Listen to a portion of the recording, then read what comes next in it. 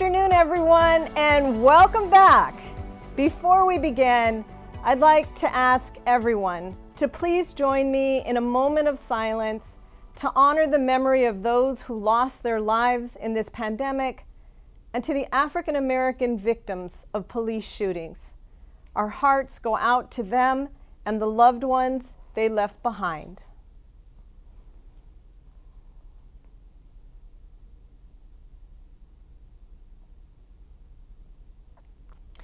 I want to start off by saying I am so incredibly proud of the outstanding work that everyone has been doing since mid-March when we had to close down our schools and offices, doing everything that you can to support education, the education community, students and families during this unprecedented public health pandemic.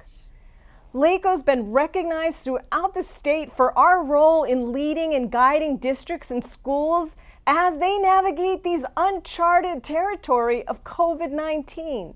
This is nothing we've ever seen before. And we've been so focused on helping others that this virtual all-staff event is our opportunity, our time to reconnect and reflect on all of the accomplishments and challenges that we've been able to meet together. I also hope this event can help you recharge your batteries for the work ahead, because we still have a lot of work to do. And it's so important that we refresh our sense of purpose and our passion as we start another school year, even if that means at a distance. But before we get further into our program, please join me in acknowledging our labor partners, SEIU, CSEA, and LACOE. I also really want to acknowledge the amazing leadership team, starting with our Deputy Superintendent Arturo Valdez, our General Counsel Viviana Andrade, our Executive Director of Governmental Relations Pamela Gibbs, Executive Director of Communications, Elizabeth Graswich, and our Chief Technology Officer, Greg Lindner, our Chief Education Officer, Marisela Ramirez, and Chief Financial Officer, Pat Smith, and our Interim Chief Academic Administrative Officer, Dr. Nick Stephanie, who has really stepped up while Dr. Art Kuna is serving as Interim Superintendent in Bassett USD. Boy, it's been a year like no other. None of us could have imagined we'd be in this situation. But LACOE has risen to these daunting challenges of the pandemic. I don't think there's been another issue that so clearly and publicly demonstrated the vital and unique role of LACOE. I've been contacted by our Board of Supervisors, by our superintendents, telling me how much they appreciate how LACOE has stepped up and risen to the occasion. There is no other organization that can do what we've done to guide and support LA County's public education system and our 80 school districts. So let me tell you a little bit of the format of the day. First of all, I am so happy. This is our first virtual event where we have all of our employees gathered together, even if it has to be remotely. But what we're going to do is start off by providing the priorities for the coming year, more information on LACOE's reopening and what that will look like, information about our LACOE programs, and certainly we want to engage you throughout the session. Before you break off into those Zooms that you've registered for, please feel free to engage with us. Now let's take a look at some of our major accomplishments this past year.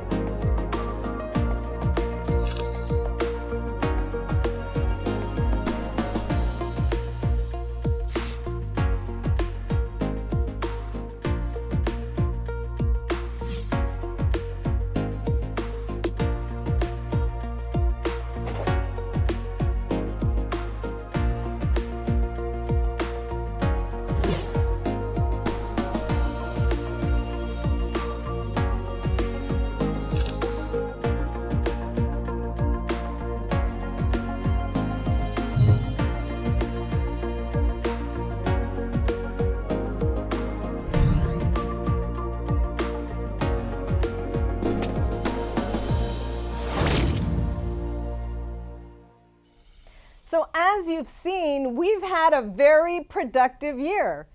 We should be super proud of what we've been able to accomplish.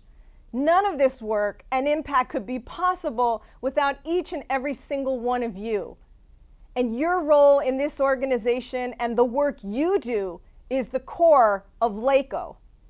It hasn't been easy to find the right life balance in these trying times. For those of you with young children, supporting your kids and their learning from home, having your partners and spouses and adult children who may have lost their job, causing financial stress, and just finding that space that everybody has their own workplace in a very packed household. Some of you might be caring for sick or the elderly, and as you navigate your new normal, you might be dealing with a feeling of isolation or anxiety. And believe me, this is a total normal reaction to this craziness we're all experiencing. Your family might be getting cabin fever. You might be feeling you need some space and need to get away, but there's nowhere to go. Remember that LACOE is here to support you. Please reach out. We have our EASE counselors who are ready to help. The pandemic has turned our world upside down, but we are rising to the challenge as we continue to do this critical work at LACOE. Know that we appreciate your hard work, your commitment, your resilience. So let me tell you a little bit about the coming year. Looking ahead, I know many of you may be concerned about the impact that the pandemic has had on our budget. And yes, this has been a very challenging year as the state grapples with the challenges of COVID-19 and its impact on the economy. But we are grateful to the state for keeping the impact of the budget as far away from education and LACOE as possible by holding us all harmless for the loss of attendance and state revenue. And while the future is uncertain, believe me, we will do everything we can to ensure the ongoing health of our budget and ease the impact of the economy on our organization should we have to take further hits. Moving forward, our first priority is to support our 80 districts and LACOE schools, making sure that all of our students and our staff continue to be physically and mentally healthy. That is absolutely our priority. For many of our students, school is more than a place of learning. We learned that very early in this pandemic. School is a place that supports their physical, social, and emotional needs. We have found that the parents of many of our students are living in poverty and are more likely to be essential workers who don't have the luxury of working from the safety of their home. We thought about how we can support those families. We've provided childcare through our Head Start program, and we've connected those families with food services through our nutrition services and our community schools program, making sure that we're meeting the basic needs of our students and families. We've helped find creative ways to support learning through professional development. And who would have thought we could do so much over Zoom? We developed partnerships that already existed but got much stronger with the Department of Public Health, Mental Health, and Children and Family Services to get to our students and their families to ensure that they get the services they need when they need them. We're also doing all of this through a lens of equity. When you realize that this crisis is having a much more severe impact on children of color, children from low-income backgrounds, and students with disability, it becomes even more important to maintain that priority and keep equity at the top of our thoughts. We will focus on how to identify students with the highest need, on raising funds and resources through our Greater LA Education Foundation to support our districts and make sure our own students and staff are safe. I'm proud to share that in a very short period, our foundation was able to raise more than $2 million to purchase devices and Wi-Fi for the students who needed it, making sure they can connect to school. The foundation has also addressed the loss of learning for children who weren't able to connect immediately with online learning this spring. We've been able to reduce that digital divide. So now we ask, how can we use distance learning to ensure that all children have access to the highest quality instruction? How can we use this advanced technology to make sure that our students are getting strong instruction and getting the resources that they need to thrive during a major pandemic? We want to use this crisis. This is an opportunity for us to learn and grow. We're going to use it as a way to transform and implement real change. No going back to the previous normal that we knew, because we knew that in that old normal, there were still many students and families that were at a disadvantage. We also realized that we couldn't talk about the pandemic without addressing the anger and frustration that many of our families have been experiencing as a result of systemic racism. Inequities existed long before this pandemic. We've been hearing about the opportunity gap or the achievement gap for decades. A long-standing and persistent opportunity gap has left our children of color far behind their peers, and that needs to change. Anywhere in the country, statistic over statistic, when you look at our health, our well-being, our education, our housing, the number of people that are homeless, the people who have access to healthy food, our people of color are the most negatively impacted across the board. This pandemic has really proven how much these issues are systemic. When we talk with our superintendents, we talk about how now is the opportunity for us to think about how we can make change in this system itself. The message is, when you help your students with the highest need, and when you address racial injustice, that's going to benefit everyone. Everyone will be better off. So let's talk a little bit more about our community schools, because that's what that's all about. We're going to continue to focus on those community schools and that model. We're pushing it across the state. Community schools are the answer to just about everything that we're facing right now, because there is no one organization that can handle this problem alone. Certainly not a school district that's facing all kinds of challenges. We need to work together, and we need to leverage resources and rely on one another to get through this challenging time. Our community schools model has laid out a framework for that collaboration. It's also really important that we focus on our why, that we focus on our priorities. We need to understand the importance of teamwork, because we're only as good as our team. We understand that each individual's work impacts the whole organization, and most important, that we understand our why. Why do we have these priorities? Why are we pushing forward in the face of so many challenges? Why is equity so important? Let's watch this KTLA 5 story about one of our students, Taya Tarpey. She went from a struggling drug addict who hit rock bottom to a shining symbol of success. A teenager who battled substance abuse for years but refused to let her circumstances define her. Corinne Winter takes us inside a Los Angeles County-run program that's breaking bias with teen addiction by giving these youngsters a fresh start to life. My name is Taya Tarpey. I'm 17 years old and I'm a high school graduate.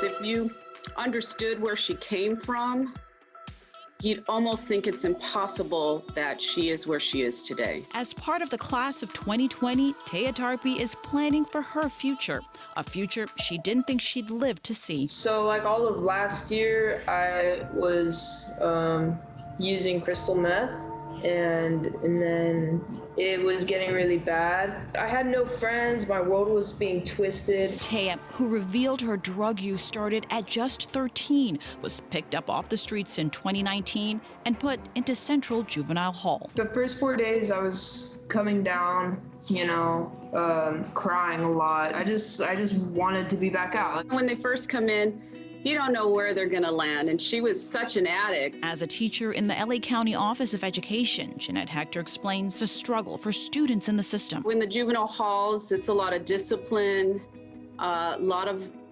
situations were self-contained, all subjects, everybody in the same room all day long. So it's a lot different, and they're still earning high school credits, but it's a challenge. With the support of Miss Hector and her parents, a now sober Taya realized she had a desire to succeed and committed to staying clean. I'm the top of my class. I'm gonna go to Pasadena City College, and I'm actually serious. I've been seriously thinking about what I wanted to study and what I want to major in. And I think I want to do psychology. Now, this graduate is one of 200 young people who finished high school through specialized programs run by the LACOE. I never, ever thought I could make it this far. Congratulations, class of 2020. We made it. Less than a year ago, I was on the streets, about to die. And now I'm graduating high school and I'm about to go to college. You learn a lot when you work with this population, and you realize that they're people that love and need to be loved. Wow. Her story reminds us that we are given the unique opportunity, what a privilege, to make a difference in young people's lives. Not just for our at-promise students, but for all 2 million children from birth to grade 12 in LA County. And let's not forget about their parents and their teachers and counselors and everyone supporting them. We make life better for that young child whose parents have to work during this pandemic, who don't have the luxury of working from home. We provide online tutoring for our foster youth. Our community schools coordinate and distribute meals, nutrition classes, mental health workshops, and distance learning support for our most vulnerable students and families. And just as you're struggling, imagine what some of our most challenged students, our foster youth, our adjudicated youth, our children experiencing homelessness, imagine what they're facing. Our GAIN team helps families put food on the table through employment, now even more critical with job losses due to this pandemic. These are just a few examples of how we are making a direct impact on our students and their families during these difficult times. This pandemic has really brought home the value of knowing our purpose as an organization, how critical it is that we understand every day when we get up in the morning why we do what we do and the impact that has on so many children and families. And I am so grateful to have such clarity about why we exist. And the power of purpose can tap reserves of energy, determination, and courage that you didn't even know you had. We each have these critical parts to play. And if you know your purpose, it's much easier to know what you are best positioned to contribute during these difficult times. You know your role. But in order to perform that, you also have to take care of yourself. We should always start with self-care, and I know I tell you this all the time because I really believe it. Take our own mental health temperature. Ask yourself, how am I doing? Am I eating and sleeping well? Am I getting exercise? What am I doing to stay connected at a time when we're physically distant? You also need to ask for help when you need it. There's nothing wrong with that. I encourage it. Please reach out. And it helps to always look for the positive. Express appreciation, give compliments, celebrate triumphs, no matter how small. Have a dance party, get excited about the work that you've been able to accomplish. If you see something good, speak up. And this is why we're having our all-staff event. We're reconnecting to celebrate our accomplishments that impact so many young lives across this county. We're recharging our minds and spirits with a sense of purpose. We're reminding ourselves that our work has become more important than ever during this pandemic. Please take care of yourselves, and please know how much I appreciate every single one of you. I'd now like to turn it over to Arturo Valdez, our Deputy Superintendent.